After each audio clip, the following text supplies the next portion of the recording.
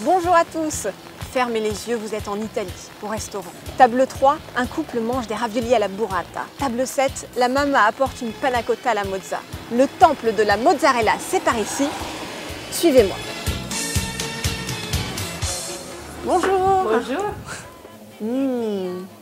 Ça a l'air délicieux. Alors du coup, je ne sais même pas quoi choisir. Vous pouvez m'expliquer les différentes sortes de mozzarella? Oui, ça c'est tout mozzarella de bufala.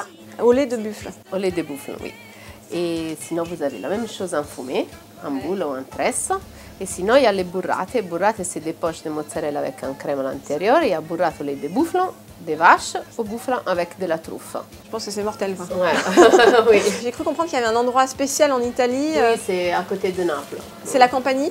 Oui. C'est ça? Ouais. Oula, c'est crémeux. Ouais. On sent bien la truffe, hein? Ouais. Alors c'est quoi la différence entre la vôtre et celle des supermarchés? Alors déjà la nôtre c'est on va dire la vraie mozzarella, il faut que c'est un mozzarella DOP, ça veut dire qu'il vient de là-bas, que c'est fait là-bas avec le lait de là-bas. Il faut regarder les symboles qu'il y a dessous, les sachets ou la boîte. Les étiquettes, oui. Il doit y avoir écrit quoi dessus? Il doit y avoir deux symboles en fait, un qui dit la provenance du lait et l'autre qui dit que c'est fait là-bas aussi. Quand vous font payer une mozzarella de vache ou une mozzarella de buffle, il y a un problème. Parce que la buffle fait beaucoup moins de lait, il y a beaucoup moins, donc forcément ça coûte plus cher. Pourquoi il y a des mozzarella qui sont tressés? C'est quoi la différence? Alors, à part que ce soit joli? Oui, la différence c'est les fibres en fait. Quand ils font la tresse, les fibres ils sont tirées et ça donne un goût différent à la mozzarella. Plus fin ou alors C'est plus goûteuse en fait. Et plus ça devient grand, meilleur c'est. Mais la mozzarella, moi je la vois toujours conservée dans de l'eau. En fait, c'est pas de l'eau, c'est du petit lait. Après, la mozzarella fraîche, ça ne conserve pas énormément, mais... Combien de temps? Une quinzaine de jours au max. J'ai vu qu'on pouvait faire plein de sandwichs à la mozzarella. Alors est-ce que vous pouvez m'apprendre à en faire un? Oui.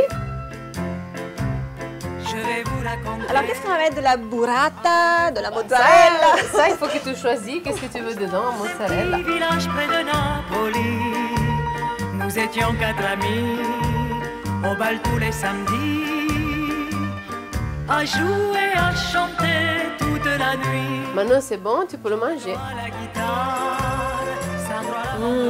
Delicioso. C'est comme ça qu'on dit en italien? Oui, c'est comme ça, c'est parfait.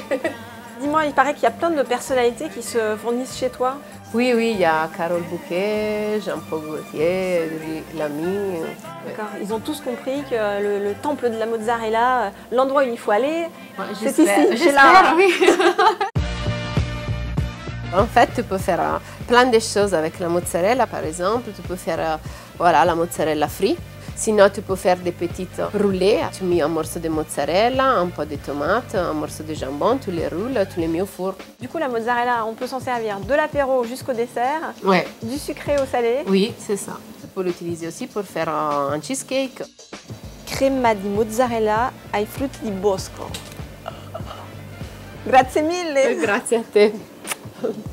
Ciao. Ciao. Alors, avis aux inconditionnels de la petite boule italienne fondante, crue ou cuite, vive la mozzarella!